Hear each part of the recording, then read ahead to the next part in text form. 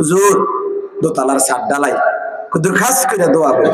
খাস খাস কিটা দোয়া মানে যাতে বৃষ্টি না হয়। হ্যাঁ, খাস দোয়া। হুজুর গাড়িটা কিনছি, খাস করে দোয়া করে যাতে পিছি দিয়া গাড়ি গুতা না দেয়। খাস দোয়া আর কি। মোটরসাইকেল কিনছি, হুজুর খাস করে দোয়া করেন, মানে মানে যত জোরেই চালাই কুত্তার মতো, তারপরে যাতে অ্যাক্সিডেন্ট না করি। খাস দোয়া করে।